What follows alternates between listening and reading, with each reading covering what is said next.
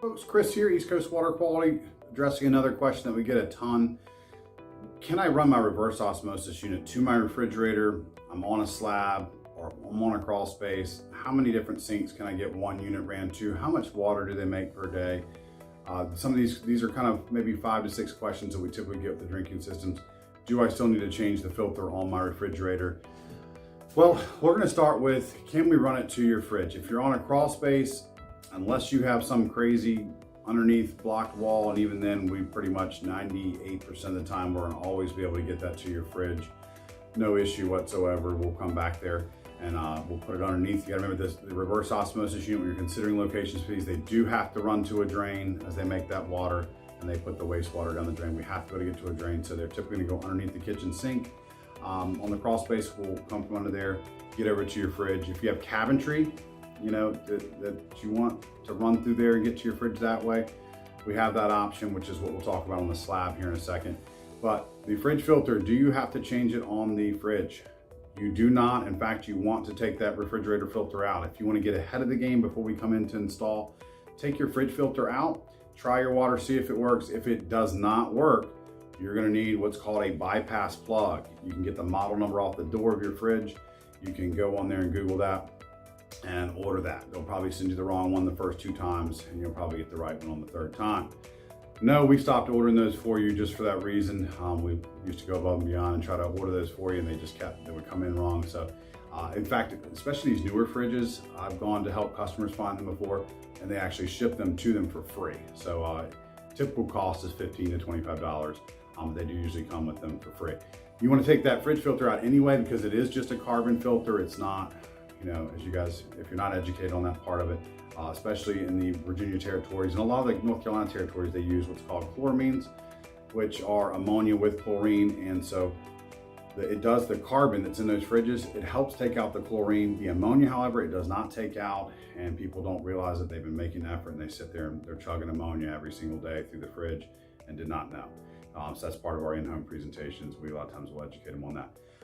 But that fridge filter also slows the pressure up, because you got to remember, we're not getting the same water pressure that we necessarily had from this. The reverse osmosis unit's got to make that water, put it into the little bladder tank that goes underneath the sink. You can check our gallery out online and see how much room they take out. And then the video, if you go to the Protector 50 gallon per day reverse osmosis, you're going to see tons of pictures, photos, how they look. Yes, we drill your granite. Doesn't matter if it's marble, quartz, any other name that you can possibly think of. We do it every single day, no issue whatsoever. As far as slabs, this is where it gets a little bit more tricky.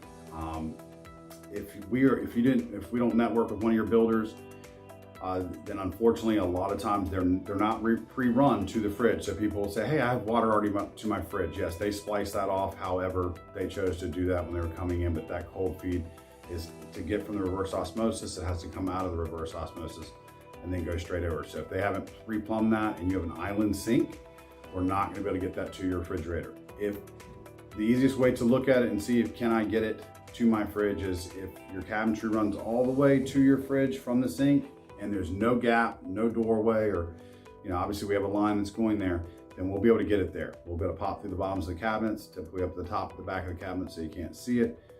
Whatever you prefer when we come in. So that is an option to get to the fridge. Unfortunately, if you have the new modern island sinks and they didn't pre-run it, then you're still doing a lot better by having the RO. Is you go and put that in a nice pretty pitcher, put it into the sink, and yeah, out of 95% of our customers have both systems, the whole home and the drinking system. So, you know, when you get to the ice, you still have at least a lot better water coming through there for the ice if you choose to use it, or if you do continue to have to buy the bag. We're sorry to tell you that, but it is what it is on that. How many faucets could we run this to potentially is a question that we get a lot, because some people will have, again, keeping in mind that we have to be able to hide that line. Crawl space, as long as you're within even 50 feet, we're gonna be fine. That's kind of pushing it at 50, but let's just say that, you know, we're 20, 25 feet away. We're gonna be able to go back under, come back up, and put a separate faucet. You would probably have to purchase another faucet. They're not gonna be, you know, probably around $250 installed for the faucet and the labor on an extra For reverse osmosis unit, you'll have a separate faucet at those sinks, and we can easily run 2 of them and an ice maker off one. Our reverse osmosis units make about 50 gallons per day. Keep in mind, some people are like, oh, I can never drink 50 gallons per day. That's the recovery time, is basically the way you're looking at it. So our bladders, if you empty the 2-gallon bladder, I mean, you're looking at about 1 hour and 45 minutes to 2 hours before it fill back up. Yes, you'll have access to a little bit of water as it fills back up, but that is as it's running an ice maker and things like that, you want to make sure you have good recovery time. A lot of these cheaper ROs and some of the stuff you see online, 20, 15 gallons, it really, people don't realize that, it's not like that's how much you're going to have at one time. That's the recovery time. So when you're waiting 4 to 5 to 6 hours. Different video, I'll keep myself out of that one right now. Back to, if you have a dedicated ice maker, that not like one for the fridge, but one that's really making a lot of ice, you'll want to get into this topic here is a good one. Can we increase the bladder size, that 2-gallon? We can not only increase the bladder, we can add consecutive bladders, because like on a crawl space, if we have to put a bladder in the crawl space, we can. You can add as many as you want.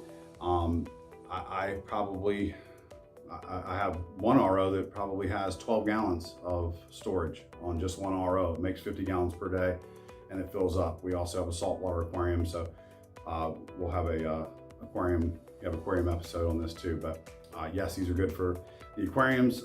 Just obviously it's just the storage on the water if you're doing water changes and things like that.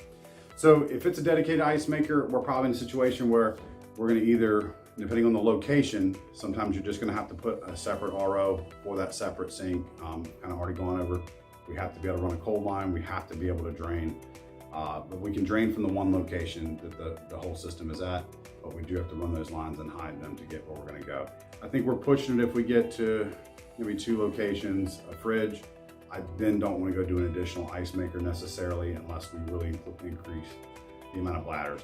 And yes, if we can keep running that cold liner, we can put a bladder anywhere you choose as long as it's on the route to get there. I hope this answered a good bit of your questions. A question we get a lot too, and you'll see it on here as well. Do I need the reverse osmosis unit if I have the whole home system? That's a great video to check out. Hope this helps.